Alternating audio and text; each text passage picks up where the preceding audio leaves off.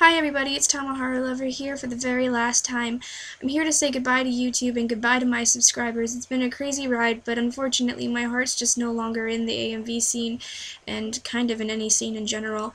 There's been some personal stuff that's been going on in my life that has made it so that way I've just become the shell of the person that I used to be, and unfortunately it's affected nearly every area of my life, and as a result I decided that this is just not where I need to be spending my time anymore. I wanted to share my story with you. It's going to be kind of long, so bear with me. People's names have been changed for privacy.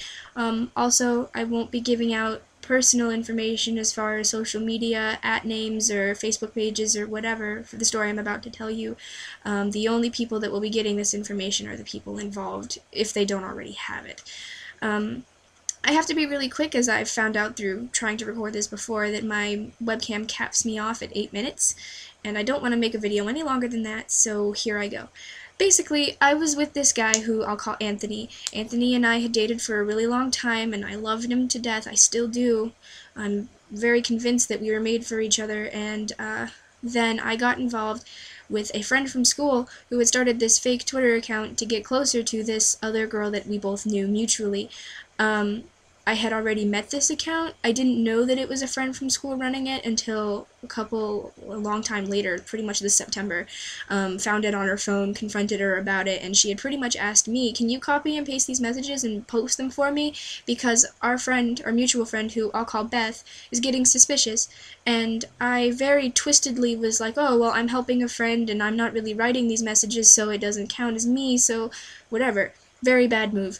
I've learned my lesson from that now. Trust me, I'm not dealing with social media like that ever again. It's not happening. Like, done. And to make a long story short, I was given the account, copy and pasted these messages for a long time. Anthony started to question if it was me when he started getting private messages from this account, which I did not send, but at the time of the argument that we had, I covered up for it and said it was me. He tracked the account's IP address, and when it came back to my iPod, because it had been transferred over, he was not happy, and we broke up. And at first I was angry at the person who was running it, who I'll call Nicole, and I had told Nicole I was really angry with her, only to find out that there was actually somebody that had passed the account on to Nicole. So this account has been passed down twice. Once to Nicole, and then Nicole passed it down to me. I was really angry. I wanted to know who this person was, and so she gave me their information, the IP address that she had already extracted. I guess her dad did it or something. I didn't ask too many questions. I was just thankful I had it, and a personal @name for Twitter. And so I messaged this account and I said, I need to know who you are, how old you are, where you live, and why you've done this. And I got a letter with a selfie attached. This letter pretty much said that, yeah, you caught me, this is my name, this is where I live, you're gonna tell Beth now, aren't you? You're going to tell her that this is me, she'll never listen to you, she won't believe you, like, all this stuff. And so I did some research, and she had claimed that she lived in California. So I ran this IP address 4 times, and all of them came back to California. I even had precious YouTube friend, a lot of you know, I had Yuvin run the IP address, and it also came back to California. So the person's not lying about this. However, the selfie that they sent to me, surprise, surprise, didn't belong to them. It belonged to some other girl on a different social media site entirely, who is named Lauren. If any of you subscribers know Lauren, please have her get a hold of me so I can let her know that some creeper in California is passing off her selfie as themselves. What else is in here? So that's pretty much all that. I mean, I have screenshots and stuff too, but just for the sake of I don't have time to edit out @names and stuff, I'm not going to be physically showing them. But they're screenshots between Nicole and the person running this account. And she gave them to me to print and all of that.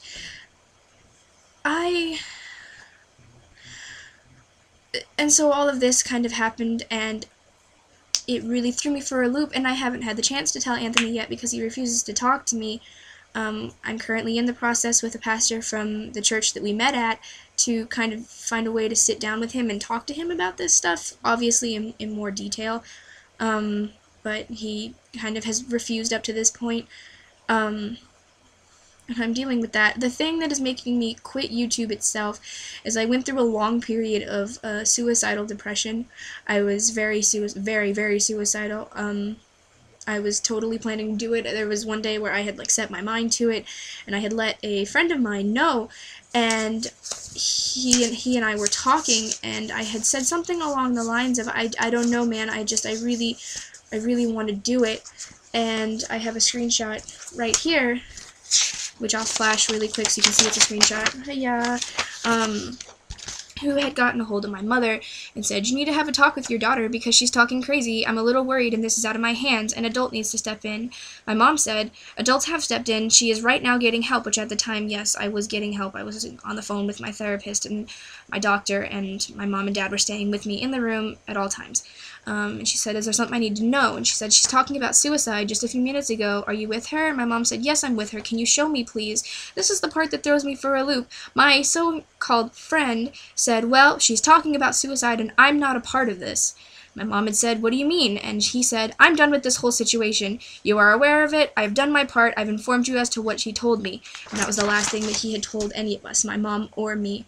So pretty much he wrote me off. My life doesn't mean anything to these people, and my ex-boyfriend, well, he is, I shouldn't do this, Anthony, who claimed to have loved me so much, didn't bother talking this out with me, just kind of threw me away like I didn't mean anything. Anthony, if you're watching this video, I still would love to talk with you in person. There's a whole bunch of stuff that you need to see, including screenshots and whatever that's in this folder. But as for the rest of YouTube, I'm sorry, but it's hard for me to give back to people who give AMVs and stuff to people who I mean nothing to them, and I mean nothing to you guys, and I'm sorry. Thank you so much for the time you spent together. 558 subscribers is a lot. Thank you for everything. Stay awesome, guys. Lots of good AMVs out there. Subscribe to my friends. Stay awesome. Love you guys. I'm sorry. Tama Lover out. See ya.